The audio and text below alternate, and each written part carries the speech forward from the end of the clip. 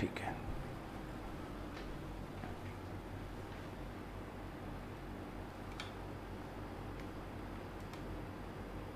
थोड़ा सा फ्रेम, ठीक है। मैं तो इन दोनों में लगाता हूँ, ये दोनों ठीक same हो ठीक है, ठीक है, ठीक।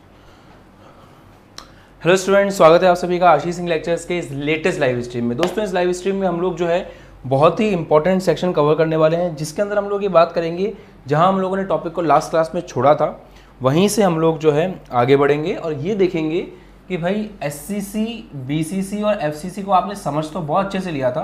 अब आपने ये भी देखा था क्लास में जाने से पहले, और मैंने आपको एक क्वेश्चन के ऊपर जाकर के क्लास को एंड किया था, और वो क्वेश्चन ये था कि भैया SCC, BCC, FCC के अंदर जो कणों की संख्या है वो कणों की संख्या कितनी है। और उसके बाद अपन लोगों ने ये भी देखा था कि कणों की एक तो होती है भाई, अपन यहाँ देखते हैं कि कोने के परमाणु, जैसे फॉर एग्जांपल अपन वापस वहीं चलते हैं जहाँ से अपन ने शुरू किया था,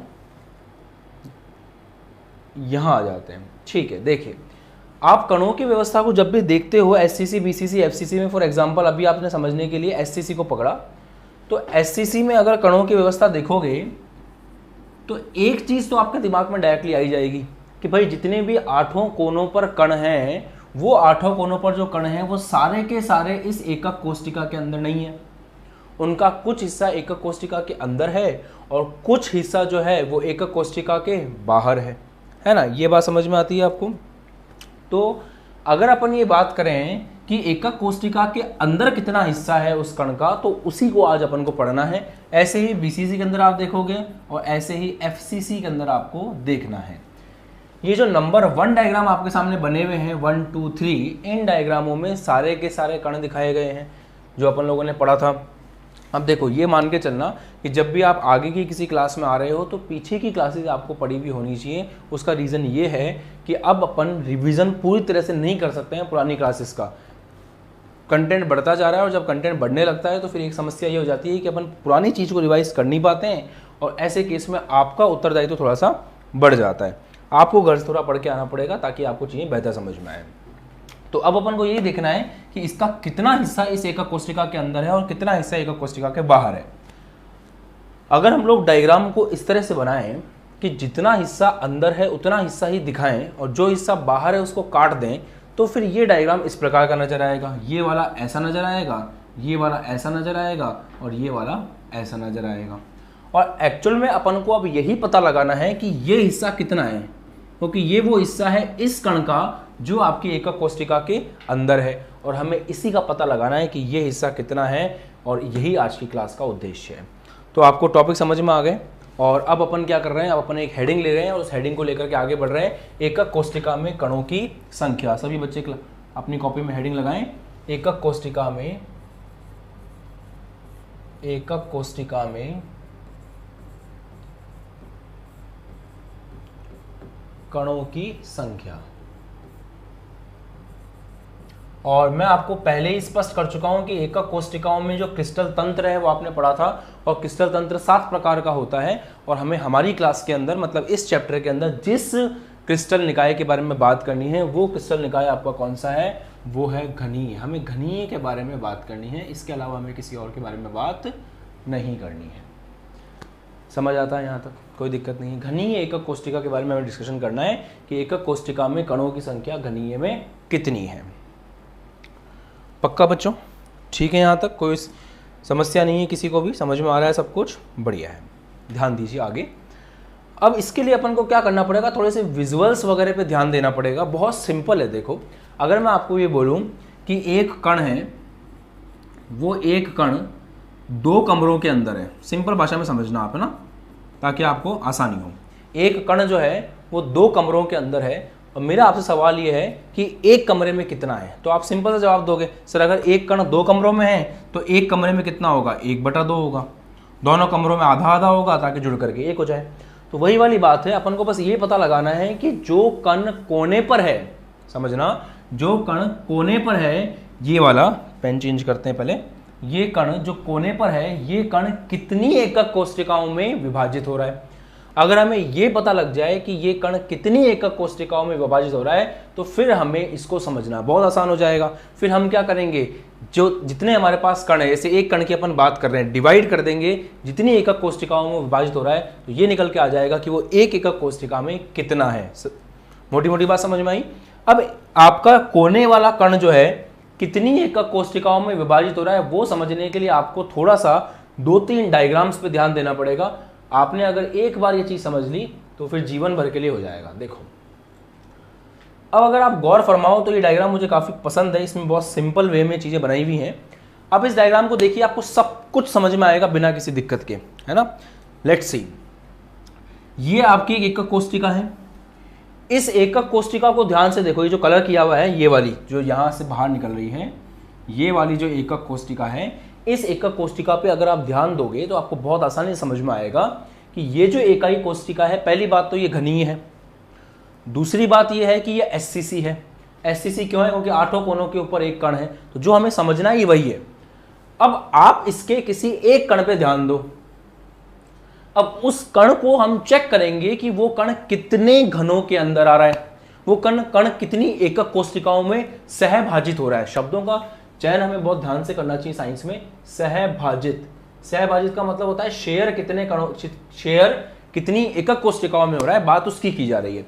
तो अगर बहुत गौर से देखोगे तो ये जो कण आपको दिख रहा है, इस कण को यहां देखो। अब आप कितनी एकक कोशिकाओं में इसको शेयर होते हुए देख रहे हो, स्टार्ट करते हैं समझना। सबसे पहले तो देखो, ये जो कण है, ये कण इस एकक कोशिका में शेयर हो रहा है, नंबर 1।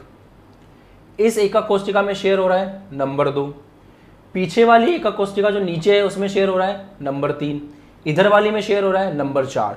तो नीचे 4 एकक कोशिकाओं में शेयर हो रहा है। ऊपर देखते हैं, ऊपर देखोगे तो ये चौथा वाला जो ऊपर है इसमें शेयर हो रहा है, ये 5वां, इसके अंदर भी देखो इधर से शेयर हो रहा है, 6ठा इसके अंदर भी शेयर हो रहा है, और 1 मिनट, 1 2 3 4 5 इसके अंदर भी शेयर हो रहा है, 6, 1 सेकंड, 6 मैंने गलत बना दिया। ये देखो, वापस करते हैं, 1 2 3 4, 4 तो नीचे हो गए, ये मैंने काउंटिंग गलत कर दी थी, ये होगा 5वां। फिर इसके पहले वाले, इसके पीछे वाले में हो रहा है, ये काउंटिंग होगी 6ठी, इसमें हो रहा है ये काउंटिंग होगी 7वीं, इसमें हो रहा है ये काउंटिंग होगी 8वीं। तो ये कितने घनों के अंदर शेयर हो रहा है? ये 8 घनों के अंदर शेयर हो रहा है। ये बात समझ में आती है और कोई दिक्कत नहीं, अगर समझ में कम भी आ रहा है तो अभी मेरे पास 2-3 डायग्राम और है, मैं उनसे आपको समझा दूंगा, मुझे कोई ज़्यादा दिक्कत होगी नहीं समझाने में। आप एक काम कर सकते हो, आप अपने किसी न किसी कमरे के अंदर बैठकर तो आप ये टॉपिक पढ़ ही रहे होगे, है ना।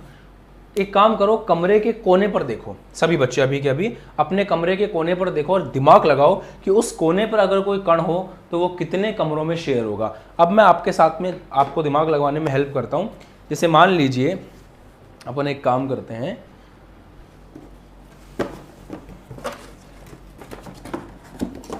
एक बॉक्स को लेकर के अपन समझने की कोशिश करते हैं। ऐसे मान लो ये आपके पास कोई बॉक्स है, इस बॉक्स को लेके आपको समझना है। तो अगर इसके कोने पर कोई कण है, जैसे मान लो यहाँ पर कोई कण है, तो वो कितनों में शेयर हो रहा है, ध्यान दीजिएगा। सबसे पहले तो वो शेयर होगा इसके अंदर 1, वो शेयर होगा इसके पास वाले में नीचे इधर 2, वो शेयर होगा इधर जो है 3, वो शेयर होगा इधर जो है 4, तो नीचे 4 से शेयर होगा। ऐसे ही वो कण ऊपर भी 4 के साथ में शेयर होगा। तो इस प्रकार हम बोलते हैं कि वो जो कण है वो 8 जो है इकाई कोशिकाओं में शेयर होता है। एक और डायग्राम है हमारे पास आपको समझाने के लिए,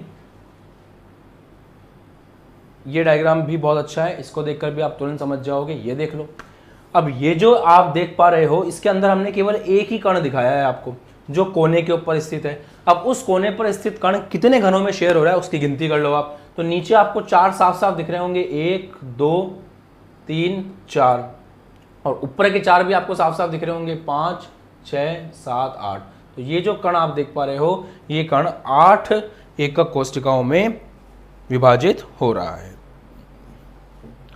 आ गई बात समझ में? आगे बढ़े, बढ़िया। जिसके 1 फुट बाउंसर गया है वो एक बात ध्यान रखें कि थोड़ा सा पुरानी चीज़ों को भी देखना पड़ेगा। आप इसको साइंस की तरह मत देखो, आप इसको कॉमन सेंस की तरह देखो कि भाई अगर आपके घर के कोने में कोई कण रखा हुआ है तो वो कितने कमरों में शेयर होगा। इमेजिन करो कि अगर ऐसे गोला बीच में मैं रख दूं तो वो कितने घरों में, कितने कमरों में शेयर होगा। तो आप समझ पाओगे, एक कमरा जिसमें आप बैठे हुए हो, एक कमरा उसके आगे, एक कमरा इधर और एक कमरा उसके इधर, मतलब नीचे 4 कमरे, उसके ऊपर के 4 कमरे। तो कहीं भी कोने के ऊपर आप कण को रखोगे तो वो ओवरऑल देखा जाए तो 8 कमरों के अंदर शेयर होगा। ये बात अपन समझ सकते हैं, ठीक है, दिख गया, क्लियर हो गया। तो जिस चीज़ को भी समझ में आ गया है वो लिखेंगे ये, और उसके बाद अपन आगे बढ़ेंगे, क्योंकि बस इसको समझाने में दिक्कत होती है। बाकी एफसीसी समझाना बहुत आसान है, सब कुछ समझाना बहुत आसान है, बट इसी को समझाने में दिक्कत होती है। कमेंट करिए फटाफट।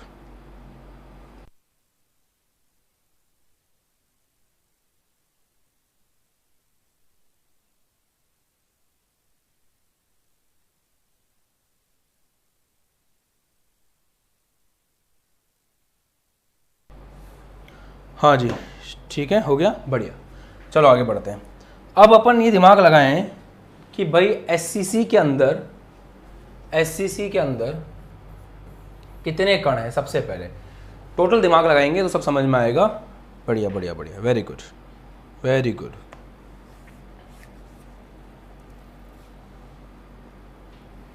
देखो एससीसी में 8 कोनों पर कण उपस्थित होते हैं।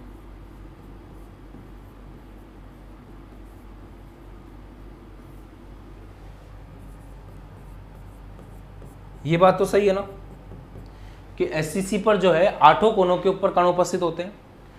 अब अगर एससीसी में कुल कणों की संख्या आपको देखनी है,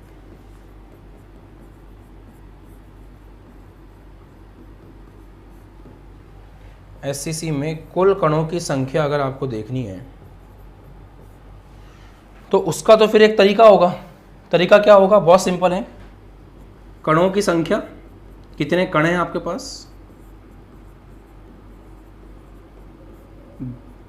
गुणा कणों की संख्या आपको देखनी पड़ेगी, कितने कण हैं आपके पास, गुणा एक कण का योगदान। ठीक है, आगे समझ में आप लोगों को बढ़िया दिख रहे हैं कमेंट्स, ठीक है, इनटू एक कण का योगदान।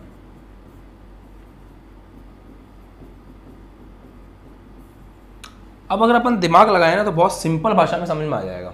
आपके पास कितने कण हैं एससीसी के अंदर, तो 1 2 3 4 ऊपर 4 नीचे। तो हमारे पास एससीसी के अंदर एक्चुअल में कितने कण हैं? एससीसी के अंदर हमारे पास 8 कण हैं।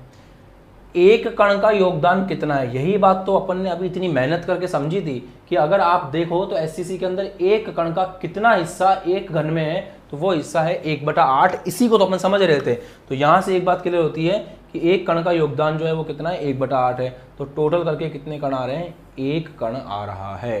तो एक्चुअल में अगर आपसे पूछे कि एससीसी के अंदर अवयवी कण कितने हैं, तो एससीसी के अंदर अवयवी कण तो 8 होते हैं, परंतु अगर वो आपसे पूछे कि कुल कण कितने हैं तो वो एक ही है, क्योंकि एक कण का योगदान 1/8 है। तो 8 कणों का योगदान होगा 8 × 1/8। तो अगर नेट देखें, प्रभावी देखें, तो उस केस में आपको एक कण देखने को मिलेगा एससीसी में। 8 कण होने से कोई फायदा नहीं है, क्योंकि वो सब 8 घनों में शेयर हो रहे हैं। तो ये जो स्थिति आपको नजर आ रही है, इस स्थिति में इन सबको अगर मिलाया जाए तो ये वैल्यू कितनी निकल के आएगी? 1 निकल करके आएगी। क्लियर है? यहां तक समझ में आ गया हो तो आप फटाफट कमेंट कर लें और इस बात को लिख लें कि एससीसी के अंदर कुल कणों की संख्या जो है वो 1 है। और एक और बात बता दूं मैं आपको बहुत इंपॉर्टेंट, कि अभी एससीसी को समझने में मुश्किल थी। ये दोनों भाई साहब जो है ना, ये बहुत आसान है। ये वाला भी बहुत आसान है और ये वाला भी बहुत आसान है। इन दोनों को समझने में आपको उतनी माथापच्ची नहीं करनी पड़ेगी, बहुत आसानी से आपको समझ में आ जाएंगे। चलिए आगे बढ़े, ठीक है। अब देखते हैं अपन बीसीसी का खेल कैसा रहता है।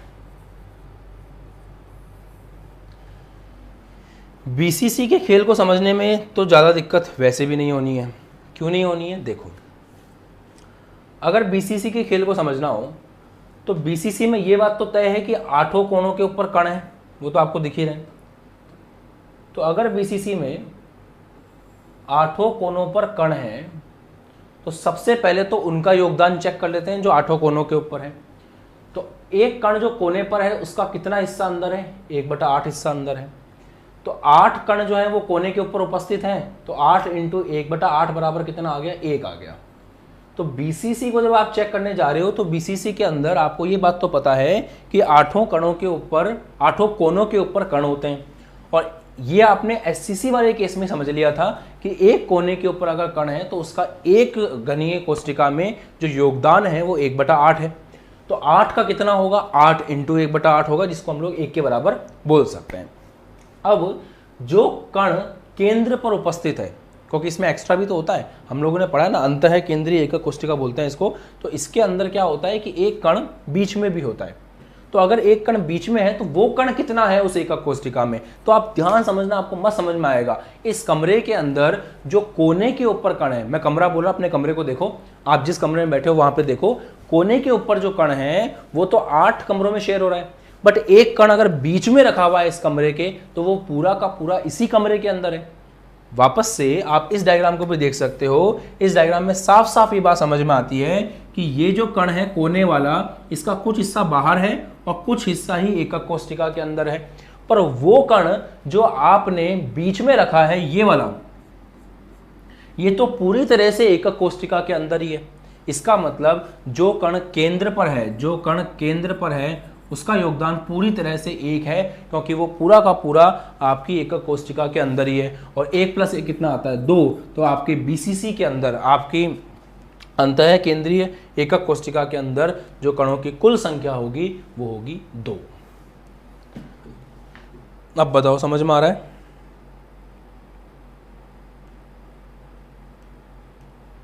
इंपॉर्टेंट ये नहीं है कि आप को चीज़ें समझ आ रही हैं, इंपॉर्टेंट ये भी है कि जो चीज़ें आप समझ रहे हो उनको भूल तो नहीं रहे हो।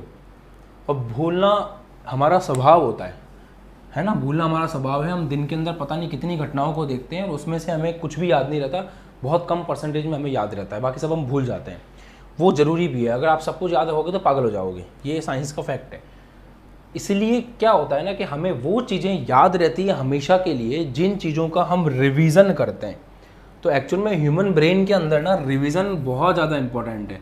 अगर आपने रिवीजन नहीं किया तो आप जो कुछ भी पढ़ रहे हो वो ऑटोमेटिकली आपकी ब्रेन से रिमूव हो जाएगा। तो बहुत सारे बच्चे ऐसी बातें बोलते हैं कि सर हम पढ़ते तो हैं बट हमें चीज़ें याद नहीं रहती हैं। तो याद रहेंगी भी नहीं आपको, क्योंकि वो आपका नेचर है। अगर याद रहने लग जाए सारी चीज़ें तो आप पागल हो, फिर वो वाली बात है। तो जब तक आप दोहरान नहीं करोगे, रिवीजन नहीं करोगे, तब तक आपको चीज़ें याद रहेंगी नहीं। हम बार बार जब चीज़ों को रिवाइज करते रहते हैं ना, तो रिवीजन करने से क्या होता है, हमारा ब्रेन उस चीज़ को पकड़ लेता है और फिर वो हमेशा के लिए हमारे दिमाग में स्टोर हो जाता है। समझ रहे हो बात को? तो कोई भी चीज़ आप जो समझ लेते हो एक बार उसको रिवाइज कर लिया करो, उसका रिवीजन करके क्लास में आया करो, ताकि दोबारा जब भी आप उस चीज़ को पढ़ें आपको वो चीज़ बेहतर समझ में आ जाए। तो बीसीसी में अगर अपन कुल कण निकालें तो कुल कणों की संख्या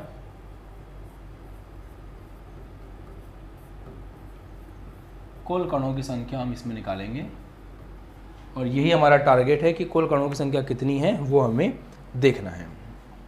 अब क्या करेंगे अपन, इसमें 2 हिस्से करने पड़ेंगे आपको। कोनों पर कण, क्योंकि 8 कोनों पर भी कण है, इनटू एक कण का योगदान,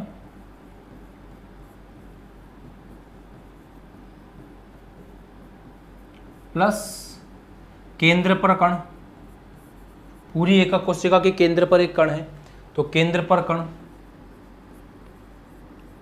इनटू एक कण का योगदान,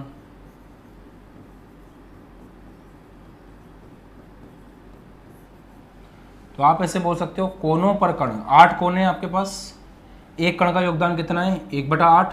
तो ये तो हो गया कोनों वालों का हिसाब, जो कण कोने पर थे उनका हिसाब हो गया। प्लस केंद्र वाले का हिसाब करते हैं, केंद्र पर कण कितने 1 हैं और एक कण का योगदान कितना है, पूरी तरह से 1 है, क्योंकि जो कण केंद्र पर उपस्थित है वो पूरी तरह से आपकी एकक कोशिका के अंदर ही है। और अगर वो पूरी तरह से आपकी एकक कोशिका के अंदर है तो ये बात बिल्कुल तय है कि वहां पर उसका योगदान 1 आएगा। बाहर निकल ही नहीं रहा ना, वो शेयर हो ही नहीं रहा किसी में, पूरा एकक कोशिका में। तो यहाँ से आ जाएगा 1 + 1 = 2। तो आप ये बात ध्यान रखें कि बीसीसी के अंदर आप इस बात को अच्छे से याद रखेंगे कि कुल नेट कणों की संख्या, या फिर आप बोल सकते हैं प्रभावी कण जो हैं उनकी संख्या कितनी है 2 है। और एससीसी के अंदर ये संख्या कितनी थी 1 थी। और इसको बहुत अच्छे से याद रखिएगा क्योंकि एग्जाम में ये चीज़ आएगी बेटा, एग्जाम में ये चीज़ आएगी, क्योंकि आप जब आगे बढ़ रहे होगे तो कुछ न्यूमेरिकल्स वगैरह भी करेंगे इस चैप्टर में अपन, वहाँ ये चीज़ें आपको याद रखनी है कि कुल कणों की संख्या कितनी थी। अब आ जाए एफसीसी के ऊपर। चलो अब एफसीसी का पोस्टमार्टम करते हैं। एफसीसी को बहुत ध्यान से आपको समझना है क्योंकि थोड़ा सा इंपॉर्टेंट है, आ जाएगा आसानी से समझ में, दुख नहीं देगा बट फोकस रखना है। एफसीसी को थोड़ा पोस्टमार्टम करते हैं, देखते हैं। देखो एफसीसी का पूरा नाम है फेस सेंटर्ड सेल, जिसको हम लोग फलक केंद्रीय एकक कोशिका भी कहते हैं। अब फलक केंद्रीय एकक कोशिका के अंदर दो चीजें हैं, एक तो 8 कोनों के ऊपर कण उपस्थित हैं। तो अगर 8 कोनों पर कण उपस्थित हैं तो ये बात तय हो जाती है कि ये जो कण आपको नजर आ रहा है, इस कण का कितना योगदान होगा अंदर, 1/8। जितने भी कण कोनों पर उपस्थित हैं उनका योगदान कितना है, 1/8 है। ये बात समझ में आती है। अब यहाँ पे हमें ये देखना है कि हर फलक के केंद्र पर भी एक कण है। तो ये जो कण आपको नजर आ रहा है ये फलक के केंद्र पर है। तो जो कण फलक के केंद्र पर है हमें यह समझना है कि उसका योगदान कितना है हमारे एक कमरे के अंदर। अब ये चीज समझना बेहद आसान है। आप ये मान लो कि ये कमरा है और इस कमरे की ये एक दीवार है, ठीक है। ये जिस कमरे में मैं पढ़ा रहा हूँ उस कमरे में एक दीवार के ऊपर ये बोर्ड टका हुआ है और उसी दीवार की मैं बात कर रहा हूँ। तो ये बोर्ड भी अपने आप में एक फलक का हिस्सा है, ये दीवार भी तो फलक ही होगी, ठीक है। अब इस दीवार के केंद्र पर मान लो आपने कोई कण रखा, तो अगर इस दीवार के केंद्र पर आपने कोई कण रखा तो दिमाग लगाओ, आधा कण इस कमरे में होगा और आधा कण इसके पास वाले कमरे में होगा।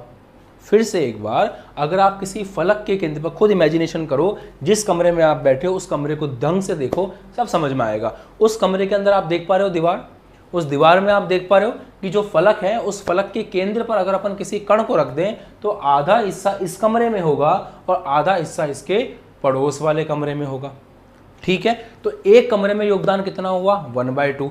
और इसी चीज को देखो, जब इसी कण को, ये कण इस एकक कोशिका में कितना है, अगर इसको दिखाते हैं तो ये देखो आप इस तरह से कटा हुआ नजर आता है। मतलब आधा हिस्सा एक एकक कोशिका में गया और आधा हिस्सा दूसरी एकक कोशिका के अंदर गया, पक्का।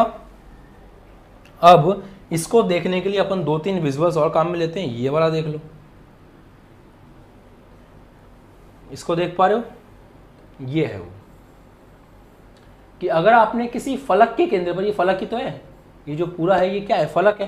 तो अगर आपने किसी फलक के केंद्र पर कण को रख दिया तो फलक के केंद्र पर कण को रखने से आधा हिस्सा उसका इस एकक कोशिका में जाएगा, 1/2 हिस्सा उसका इस एकक कोशिका में जाएगा और 1/2 हिस्सा उसका इस एकक कोशिका के अंदर जाएगा। तो आधा हिस्सा उधर जाएगा, आधा हिस्सा उधर जाएगा और इस तरह से आपको चीजें समझ में आएंगी, इस तरह से आपको चीजें नजर आएंगी। बताइए, कोई दिक्कत परेशानी नहीं है, ठीक है। अब सोचना यह है कि एफसीसी के अंदर कितने फलक होते हैं, ये सोचने वाली बात है। तो ध्यान दीजिए, एफसीसी के अंदर अगर आप चेक करने जा रहे हो तो सबसे पहले तो जो 8 कोनों के ऊपर कण हैं उनका योगदान कितना है, 1/8। और जो कण फलक के केंद्र पर उनका योगदान कितना है, 1/2। और ये याद रखें कि एफसीसी के अंदर कितने फलक होते हैं, एफसीसी के अंदर फलक होते हैं आपके 6। एक कमरे में कितनी दीवारें होती हैं, 6 दीवारें होती हैं। तो 6 × 1/2 अपन को करना पड़ेगा। करते हैं, कणों की कुल संख्या निकालते हैं और क्या, इसी पैटर्न पे करेंगे। एफसीसी को चेक करो,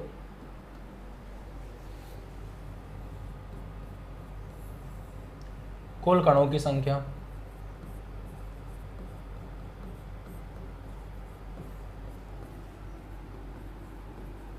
बराबर कितनी होगी कुल कणों की संख्या। सिंपल सी बात है, पहले कोनों वालों का हिसाब कर लो, फिर फलक के केंद्र वालों का हिसाब कर लेना। तो कोनों पर कणों की संख्या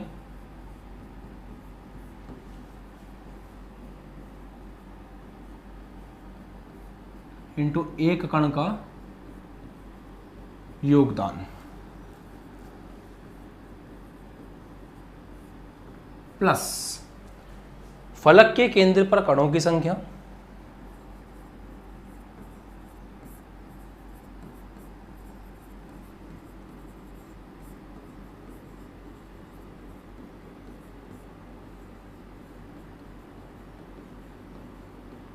इंटू एक कण का योगदान।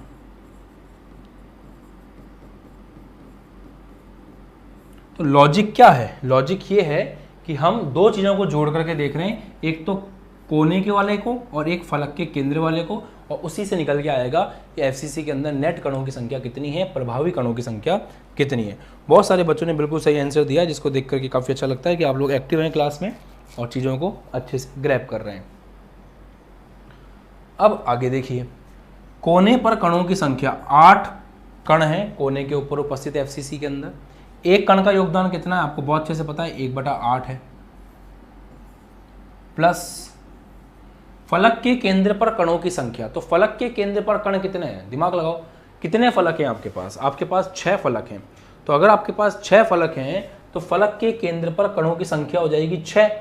एक का योगदान कितना है? एक का योगदान है 1/2, तो आपके पास 6 × 1/2 आपको करना पड़ेगा। तो ये आ जाएगा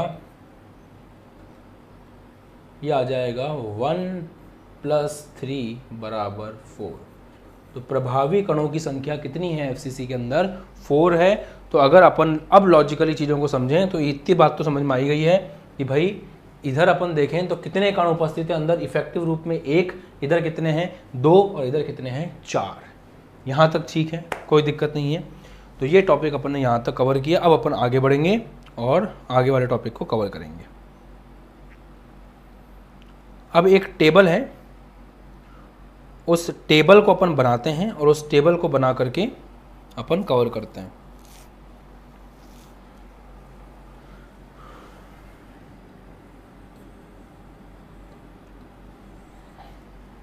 ये टेबल आपको हमेशा याद रखनी है। एकक कोष्ठिका,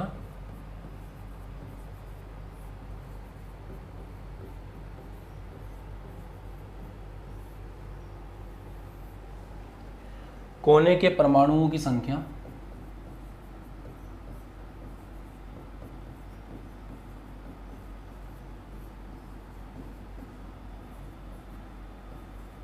और ये हमें प्रभावी वाली देखनी है। केंद्र पर परमाणुओं की संख्या प्रभावी वाली देखनी है।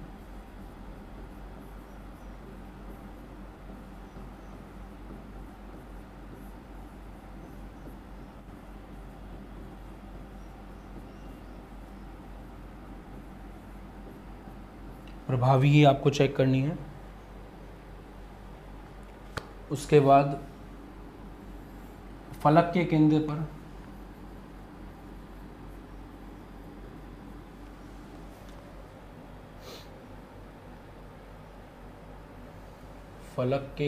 पर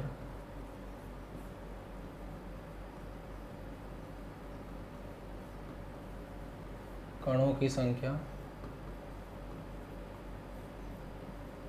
ये भी प्रभावी ही देखनी है।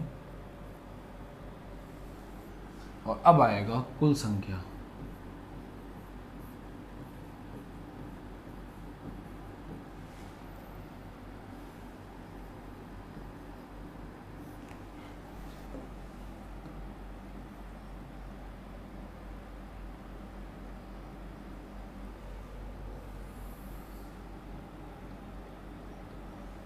इस टेबल को अपन बनाएंगे और ये टेबल बनाने के बाद आपको अच्छे से याद भी हो जाएगा और हमेशा के लिए दिमाग में फिट भी हो जाएगा कि भाई क्या चीज़ रहती है। देखो, एकक कोशिका मान लो आपने ली एससीसी। एससीसी में क्या होता है? एससीसी में 8 कोनों के ऊपर कण होते हैं। तो कोनों के परमाणुओं की संख्या प्रभावी वाली बतानी है आपको। तो 8 कोनों पर कण है और एक कण का योगदान 1/8 है। तो प्रभावी संख्या कितनी हो गई? 1 हो गई। क्या एससीसी के अंदर केंद्र पर कोई कण होता है? नहीं होता, तो 0। क्या उसमें फलक के केंद्र पर कोई कण होता है? नहीं होता, 0। अब इनको टोटल करेंगे तो कितना आ रहा है? 1। इसका मतलब परमाणुओं की कुल संख्या जो है वो कितनी है एससीसी के अंदर? 1 है। अब आप खुद से बीसीसी वाली टेबल भर के देख लो और खुद से एफसीसी वाली टेबल भर के देख लो, है ना। देखो, होता यह है कि चीज़ को अलग अलग तरीके से पढ़ने से वो दिमाग में फिट हो जाती है। तो इस टेबल को भरते वक्त आपके माइंड में अगर और भी कोई कन्फ्यूजन है तो वो दूर हो जाएगा और आपको अच्छी सी प्रैक्टिस हो जाएगी। बीसीसी को चेक करते हैं। बीसीसी में भी ये बात तो तय है कि 8 कोनों के ऊपर कण होते ही हैं। तो 8 कोनों के ऊपर कण है, एक कण का योगदान होता है 1/8। तो कुल योगदान कितना आ गया? 1 आ गया। उसके बाद केंद्र पर परमाणुओं की संख्या चेक करते हैं। तो केंद्र पर बीसीसी के अंदर एक ही परमाणु है, तो यहाँ पे 1 आ जाएगा। फलक के केंद्र पर कणों की संख्या आपको चेक करनी है। तो फलक के केंद्र पर कणों की संख्या जो है वो कितनी है? 0, क्योंकि बीसीसी के अंदर फलक के केंद्र पर कोई कण होता ही नहीं है, बस केंद्र पर होता है। और केंद्र पर जो कण है उसका पूरी तरह से योगदान 1 ही होता है, क्योंकि वो पूरा का पूरा अंदर ही होता है। यहाँ से अपन देखें तो 1 + 1 कितना आ रहा है? 2 आ रहा है। फिर अपन चेक करते हैं एफसीसी के अंदर। तो जब आप एफसीसी में चेक करने जाओगे तो कोनों के परमाणु होते हैं उसके अंदर, 8 कोनों पर एक एक कण उपस्थित होता है और एक कण का योगदान 1/8 होता है। तो प्रभावी कितना आया? प्रभावी आया 1। उसके बाद क्या केंद्र पर कोई परमाणु होता है? जी नहीं, एफसीसी के अंदर केंद्र पर कोई परमाणु नहीं होता। हाँ, फलक के केंद्र पर होता है। फलक के केंद्र पर 6 परमाणु होते हैं, एक परमाणु का योगदान 1/2 होता है। तो यहाँ से आ गया 3 और ये 1 + 3 आपका टोटल आ गया 4। ये आपके कुल कणों की संख्या है और ये आपकी प्रभावी वाली है। प्रभावी बोल सकते हैं इसको, हालांकि अब कोई शब्द है नहीं इसके लिए सही से, तो अपन प्रभावी शब्द का ही लेकर के उसका यूज़ करके काम चला रहे हैं। ठीक है, फिर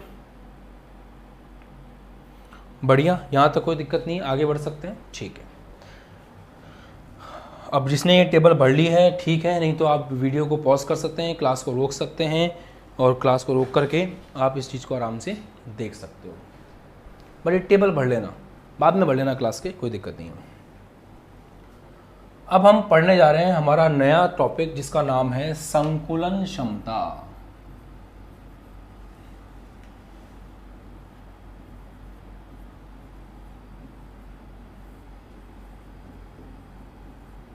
जिसको बोलते हैं packing efficiency. Packing efficiency, PE बोलते हैं इसको शॉर्ट में।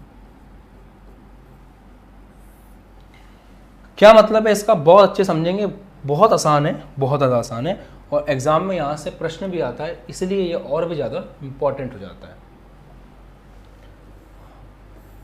ये डायग्राम हमारी मदद करेगा इन सबको समझने में। देखिए, आप लोग एक बात तो मानते हो ना कि चाहे एससीसी हो, चाहे बीसीसी हो, चाहे एफसीसी हो, हमने तीनों को एक कमरा दिया है। वो कमरा कौन सा है? घनीय। क्योंकि हम लोग इस पूरे टॉपिक के अंदर घनीय एकक कोशिका के बारे में बात कर रहे हैं, तो हमने उनको एक कमरा दिया। चाहे वो एससीसी हो, चाहे वो बीसीसी हो, चाहे वो एफसीसी हो, हमने उनको कहा कि भाई तुम एक काम करो, ये तुम्हारे लिए एक कमरा है और इस कमरे के अंदर तुम रहो आराम से, ये तुम्हारा कमरा है। घनीय एकक कोशिका की एक बहुत बड़ी खासियत होती है कि उसके अंदर सारी भुजाएं बराबर होती हैं। क्योंकि आपने पढ़ा है घनीय के बारे में, घनीय सबसे सम्मित है, इसके अंदर A बराबर B बराबर C होता है, अल्फा बराबर बीटा बराबर गामा बराबर 90 डिग्री होता है। तो ये सब आपने पढ़ा है, मतलब आपने अच्छे से पढ़ा है कि घनीय एकक कोशिका की खासियत है कि उसके अंदर सारी भुजाएं बराबर होती हैं। तो यहाँ पे भी A है, ये भी A है, ये भी A है, आप बोल सकते हैं। और इसका जो आयतन होता है, आयतन मतलब जितनी जगह इसके अंदर है वो होता है A3, भुजा का क्यूब। तो आपने क्या किया? आपने एकक कोशिका को कहा कि भाई तुम्हारे अंदर जितनी जगह है वो जगह कितनी है? A3। इतना आयतन आपके पास है, आप चाहो तो इस आयतन में रह सकते हो। अब हुआ क्या कि जब आपने देखा कि एससीसी के अंदर कणों ने जब इस कमरे में भरना शुरू किया, तो आप देख सकते हो कुछ कमरे का हिस्सा तो इन्होंने भर लिया, पर कुछ कमरे का हिस्सा जो है वो खाली पड़ा हुआ है। आप चेक करो, ये हिस्सा खाली पड़ा हुआ है, ये हिस्सा खाली पड़ा हुआ है, ऐसे हर जगह कुछ ना कुछ हिस्सा खाली पड़ा हुआ है। तो पूरी तरह से ये एकक कोशिका को भर नहीं पाए, कुछ हिस्सा खाली रह गया, कुछ ही हिस्से को ये कवर कर पाए। ऐसे ही आपने चेक किया बीसीसी के अंदर, तो बीसीसी में भी आप देख सकते हो ये वाला हिस्सा खाली है, ये वाला हिस्सा खाली है, ये वाला हिस्सा खाली है, ये हिस्सा खाली है, ऐसे बहुत सारा हिस्सा वहाँ पे भी हमें खाली नजर आता है। फिर आपने एफसीसी को देखा, तो एफसीसी के अंदर भी कुछ हिस्सा खाली है, ये वाला, ये हिस्सा खाली है, ये हिस्सा खाली है, ऐसे ऊपर कुछ हिस्सा खाली होगा, इधर कुछ हिस्सा खाली है। मतलब ना तो एससीसी के अंदर पूरी तरह से भर पाए, ना बीसीसी में भर पाए, ना एफसीसी में भर पाए। हाँ, ये बात समझ में आती है कि अगर अपन ये देखें कि भरने के क्रम में किसने ज़्यादा उपयोग किया जगह का, तो एससीसी ने सबसे कम उपयोग किया, उसके से ज़्यादा उपयोग बीसीसी ने किया, और सबसे ज़्यादा कमरे का उपयोग किसने किया? आपके एफसीसी ने किया। हाँ, वो बात समझने का एक और तरीका भी है कि इसमें प्रभावी कणों की संख्या 1 है, अब कणी कम है तो जगह भी कम घेरेंगे। इसमें प्रभावी कणों की संख्या 2 है, तो ये इससे ज़्यादा जगह घेर सकता है। उसके अंदर प्रभावी कणों की संख्या 4 है, तो ये सबसे ज़्यादा जगह घेर सकता है। तो ये मोटी मोटी बात समझ में आती है। अब संकुलन क्षमता क्या है, पैकिंग एफिशिएंसी क्या है, ये बताती है कि कितना उपलब्ध एकक कोशिका के आयतन में से आपके कणों ने कितना आयतन घेरा है, ये बताने का काम कौन करता है? संकुलन क्षमता करता है। तो किसी क्रिस्टल जालक में उपस्थित कण का जितना भी भाग आपने घेरा है उसे हम क्या कहते हैं? आपका संकुलन क्षमता के नाम से जानते हैं। सुधांशु ने परिभाषा लिखी है, किसी क्रिस्टल जालक में उपस्थित कण क्रिस्टल जालक का जितना भाग घेरते हैं उसे हम क्रिस्टल जालक का संकुलन क्षमता कहते हैं। तो उपलब्ध का जितना हिस्सा, उपलब्ध का जितना भाग आप घेर रहे हो वो आपका क्या कहलाएगा, संकुलन क्षमता कहलाएगा। अब सर इसका एक कोई और एग्जाम्पल है क्या जिससे हमें बहुत जल्दी समझ में आ जाए? बिल्कुल एग्जाम्पल है, आप लोग यूँ समझ जाओगे ऐसा एक एग्जाम्पल है। देखो सुनो, सिंपल भाषा में डे लाइफ में समझाता हूँ। एग्जाम के अंदर सभी बच्चों को 100 नंबर का पेपर मिलता है। तो वो जो 100 नंबर का पेपर है ना, वो एकक कोष्टिका का आयतन है। इसको भी वही एकक कोष्टिका मिली है, इसको भी वही एकक कोष्टिका मिली है, इसको भी वही एकक कोष्टिका मिली है। 100 नंबर में से किसी बच्चे के 40 नंबर आते हैं। इसका मतलब ये है कि वो 40 नंबर ले पाया 100 में से। किसी बच्चे के 100 में से 80 नंबर आते हैं, इसका मतलब वो 100 में से 80 नंबर ले पाया। किसी बच्चे के 70 नंबर आते हैं, इसका मतलब वो 100 में से 70 नंबर ले पाया। तो अगर कोई आपसे पूछे कि आपने एग्जाम का कितना हिस्सा पकड़ लिया, तो आपने 100 नंबर के पेपर में से 70% हिस्सा आपने पकड़ लिया, क्योंकि 70% आपने उसमें नंबर लिया है। 80% हिस्सा पकड़ लिया यहाँ पकड़ लिया 40%। यही है संकुलन क्षमता कि उपलब्ध में का कितना भाग आप लोगों ने ले लिया है। तो किसी क्रिस्टल जालक के अंदर उसके अवयवी कणों द्वारा कुल आयतन का घेरा हुआ भाग जो है उसका प्रतिशत में जब हम देते हैं तो उसको बोलते हैं संकुलन क्षमता प्रतिशत के अंदर। ठीक है, और परिभाषाएं बहुत अच्छी बच्चों ने लिख दी हैं किसी क्रिस्टल जालक में। इसको पिन कर दूं कमेंट को ना, आप यहाँ से परिभाषा नोट कर सकते हो। सुधांशु ने बिल्कुल सही लिखा है, तो सुधांशु वाली परिभाषा आप नोट कर सकते हैं, कोई दिक्कत नहीं, एकदम परफेक्ट परिभाषा है बिना किसी समस्या के। कि किसी क्रिस्टल जालक में उपस्थित कण क्रिस्टल जालक का जितना भाग घेरते हैं उसे हम लोग क्रिस्टल जालक की संकुलन क्षमता कहते हैं। ये आपकी परिभाषा हो गई।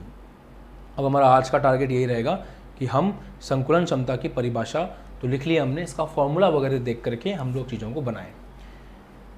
तो अब अपन इसके फॉर्मूले के ऊपर आते हैं, फॉर्मूले पे ध्यान देते हैं। वही फॉर्मूला होगा सिंपल, देखो परसेंटेज पैकिंग एफिशिएंसी, प्रतिशत संकुलन क्षमता का फॉर्मूला बनाते हैं। क्या फॉर्मूला होगा? जैसे आप 100 में से 80 नंबर लेकर के आए, ये क्या होता है आपका प्राप्तांक, और ये क्या होता है आपका कुल। तो हमने जब इनको पेपर दिया तो हमने कितने नंबर का पेपर दिया? हमने इनको कहा कि भाई तुम्हारे पास घेरने के लिए a³ के बराबर आयतन है, मतलब एकक कोष्टिका का आयतन जितना भी है वो सब तुम्हारा है। तुम चाहो तो उसमें जितना भरना चाहो भर सकते हो। तो नीचे क्या आएगा? एकक कोष्टिका का आयतन, एकक कोष्टिका का आयतन। सही बात है ना, इतना ही दिया था मैंने आपको। ऊपर क्या आएगा? आप कितना भर पाए? आप उतना ही भर पाए जितने कण थे। जैसे मान लो यहाँ पे एक कण था, तो एक कण का जितना भी आयतन है उतना आयतन अंदर इसने भर लिया। यहाँ 2 कण थे तो 2 कणों का अंदर जितना आयतन होगा उतना उसने भर लिया। यहाँ 4 कण थे तो 4 कण जितना आयतन घेर सकते हैं उतना ही वो भर पाया। तो ऊपर आएगा कणों की संख्या, एकक कोष्टिका में कणों की संख्या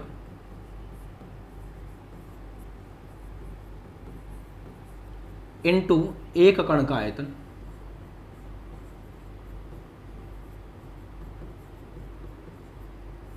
कणों की संख्या इनटू एक कण का आयतन। इतनी बात बैठी, इससे ज़्यादा हो नहीं पाया।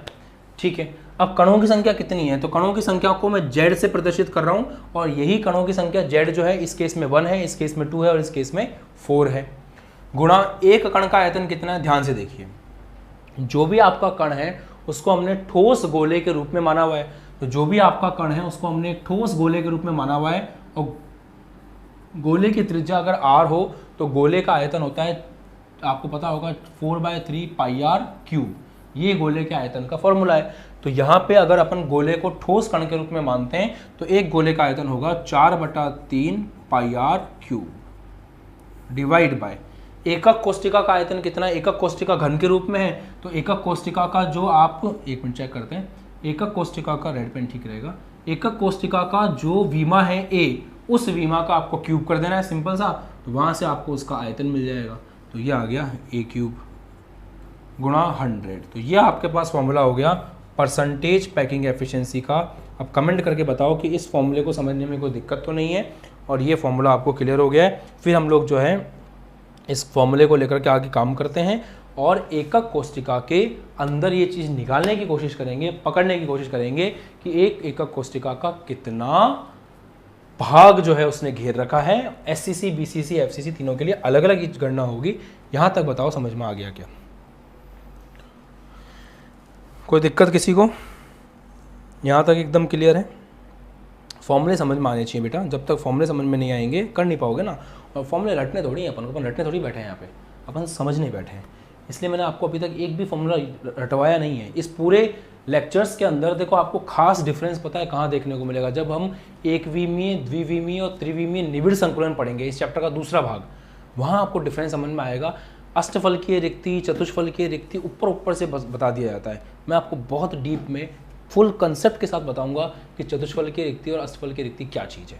तो आप बने रहना इस चैप्टर में लास्ट तक, आपको बहुत मजा आएगा और ऐसा क्रिस्टल क्लियर होगा कि फिर IIT JEE नीट में इसका कोई भी क्वेश्चन आपके सामने आ जाए आप आराम से कर लोगे बिना किसी दिक्कत के। बट हाँ, एक चीज़ पे ध्यान देना कि हर बार सबसे इंपॉर्टेंट होता है बेसिक्स। बिना बेसिक्स के कुछ नहीं होता। एक बार और समझा देता हूँ, वापस से देखो भाई हमने क्या किया, हमने आपको 100 नंबर का पेपर दिया, आप उसमें से 80 नंबर लेकर के आए, तो आपके परसेंटेज कितनी बनी? 80/100 × 100, 80%। बिल्कुल वैसे ही हमने क्या कहा, हमने कहा कि भाई एकक कोष्टिका को हमने, एकक कोष्टिका किस प्रकार की है? घनीय एकक कोष्टिका है। तो घनीय एकक कोष्टिका के अंदर अगर आप ध्यान से देखोगे तो उसका आयतन कितना होता है? भुजा का क्यूब A क्यूब। तो हमने कहा कि ये आपके पास उपलब्ध आयतन है, इस आयतन को घेर लीजिए। तो हम ये देखते हैं कि SCC के अंदर जब कण आते हैं तो वो कण उस आयतन को कम घेर पाते हैं, BCC में थोड़ा उससे ज़्यादा, FCC के अंदर थोड़ा उससे ज़्यादा, परंतु कुछ ना कुछ खाली भाग रह जाता है। इसलिए हम लोग ये बोल रहे हैं कि भाई आपके कणों ने जितना भी हिस्सा घेर लिया है वो हिस्सा अगर आप बता दो हमें तो उसी को हम कहेंगे संकुलन क्षमता। कैसे निकालेंगे? आपके एग्जाम में नंबर कैसे आते हैं? प्राप्तांक ऊपर लिखे जाते हैं, कुल अंक नीचे लिखे जाते हैं। तो हमने उसको कुल कितना आयतन दिया घेरने के लिए? तो हमने उसको आयतन दिया एकक कोष्टिका के आयतन के बराबर, A क्यूब के बराबर। वो कितना घेर पाया? बहुत सिंपल है, अगर इस कमरे में एक बॉल रखता हूं मैं तो उस बॉल ने कितना आयतन घेरा? जितना उसका खुद का आयतन है। तो एक बॉल का आयतन है 4/3 πr क्यूब। कितनी बॉलें आपने रखी? वो Z है। एक कण का आयतन है 4/3 πr क्यूब, क्योंकि गोले का आयतन यही होता है। कितने कण है वो तो आपको पता ही है, बस उससे आपको गुणा करना है। यहां तक समझ में आ गया? That's it. अब अपन जब इसका न्यूमेरिकल वगैरह करना शुरू करेंगे तो न्यूमेरिकल में यही चीज़ आएगी बच्चों कि न्यूमेरिकल के अंदर आपको मतलब इसका एक तरह से डेरिवेशन बोल सकते हो, R और A के बीच में कनेक्शन निकालना पड़ेगा आपको। A क्या है? A आपका है जो एकक कोष्टिका है उस एकक कोष्टिका का विमा, विमा बोल सकते हैं। और R क्या है? R है आपके कण का त्रिज्या, जो कण आपने रख रखा है। जैसे ये गोला है, इस गोले की ये जो त्रिज्या आपको नजर आ रही है ये त्रिज्या R है। तो गोले की त्रिज्या R है और उसका एकक कोष्टिका का जो आयतन है वो, एकक कोष्टिका की जो विमा है वो A है। तो आपको A और R के बीच में, इस A के बीच में और इस R के बीच में कनेक्शन निकालना पड़ेगा। वही आप डेरिवेशन में करोगे और वहीं से संकुलन क्षमता परफेक्ट निकल करके आएगी। तो चलिए शुरू करते हैं। यहाँ तक आपने कॉपी कर लिया हो तो बढ़िया है, नहीं किया है तो पॉज करके अगर आपको कुछ भी नोट करना है तो कर लीजिए। फिर हम लोग SCC वाला डेरिवेशन कर लेते हैं और आज की क्लास को यहीं पर समाप्त करते हैं। फिर कर लिया कॉपी? आगे बढ़े? ठीक है। अब ध्यान दीजिए, दिमाग लगाइए कि हम लोग अगर SCC का करें तो SCC में समझना पड़ेगा आपको कणों के बारे में। अब यहाँ मैंने जो आपको उस दिन ज्ञान दिया था ना वो काम आएगा। पहले दिन जब आपको लॉजिक समझाया था वो लॉजिक यहाँ काम आएगा। इसलिए कहते हैं कि हमेशा बोर्ड स्लाइड हमको चेंज ही करनी पड़ेगी।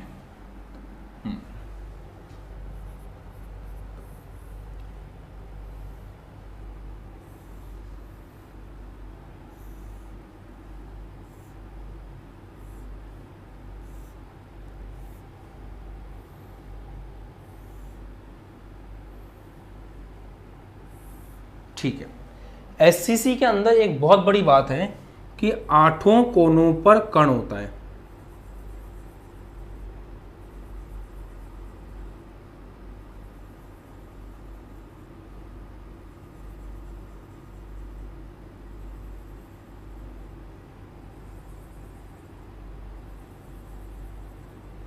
ठीक है। परसेंटेज पैकिंग एफिशिएंसी का फॉर्मूला अगर इसके लिए लगाना चाहें तो वो है कुल कणों की संख्या इंटू एक कण का आयतन 4/3 πr क्यूब डिवाइड बाय घन का कुल आयतन A क्यूब। और क्योंकि परसेंटेज की बात हो रही है तो गुणा 100 भी आपको करना पड़ेगा। अब आपको यही तो नहीं पता क्योंकि ये जो कण है, इस कण का जो त्रिज्या है वो है r, और ये जो एकक कोष्टिका आपको नजर आ रही है, इस एकक कोष्टिका का ये जो विमा है वो विमा कितनी है, a है। तो आपको यही तो नहीं पता कि a और r के बीच का कनेक्शन क्या है। अगर a और r के बीच का कनेक्शन आपको पता चल जाए तो फॉर्मूले में रख के आप आराम सॉल्व कर लोगे और वैल्यू निकल करके आ जाएगी। a और r के बीच का कनेक्शन आपको तब समझ में आएगा जब आपको एक्चुअल में पता हो कि एससीसी, बीसीसी, एफसीसी का मतलब क्या होता है। देखो, अगर इस डायग्राम को देख करके समझने की कोशिश कर रहे हो तो फिर आप r और a का रिलेशन जिंदगी में कभी नहीं निकाल सकते। बट आपको पता है कि ये केवल शो कर रखा है। हम लोगों ने पहली क्लास में ये चीज पढ़ ली थी कि इसको तो केवल सिंप्लीफाई करके बनाया हुआ है, सिंप्लीफाई, इसको सिंप्लीफाई कर रखा है। एक्चुअल जो संरचना है वो ये वाली है, जिसके अंदर एक कण दूसरे कण को टच करता है। अब अगर आप इस संरचना को ध्यान से देखो तो a और r के बीच का रिलेशन यूं ही निकल जाएगा। ध्यान से देखिएगा, ये जो आपके पास घन है, इस घन की विमा a है। चेक करें ये घन कैसे बना हुआ है, ये गोला इस गोले के साथ एग्जैक्टली टच हो रहा है। इन दोनों के केंद्र को जोड़ने से ही आपका घन की लाइन बनी है। अब आप ध्यान से देखो तो इस गोले की त्रिज्या r है, तो इस गोले की त्रिज्या भी r होगी। तो आपका जो r प्लस r है वो किसके बराबर है, a के बराबर है। अगर आप बात करते हो SCC की,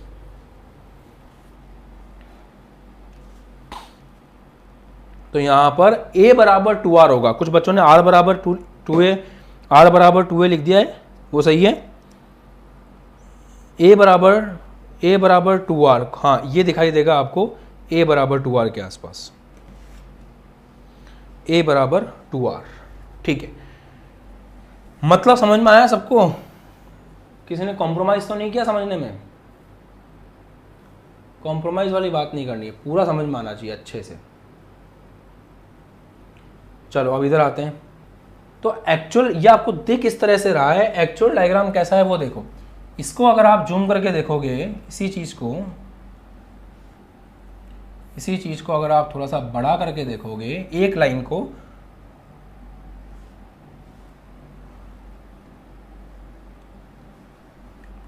तो ये आपकी लाइन हो गई, इसकी विमा a हो गई, ये आपका कण, एक कण इस तरह से है,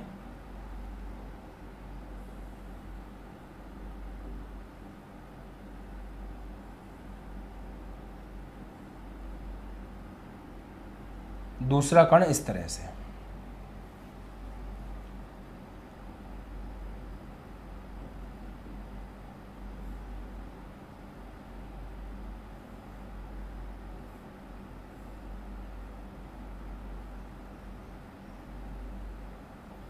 थोड़ा सा एडजस्ट करना पड़ेगा आपको।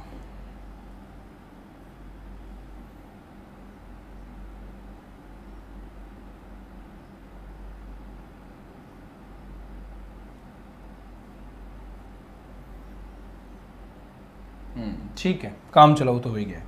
ये a है, यहां से देखेंगे और यहां से देखेंगे तो ये कणों की त्रिज्याएं हैं, और कणों की त्रिज्याएं आपकी कौन कौन सी हैं, ये r और ये भी r।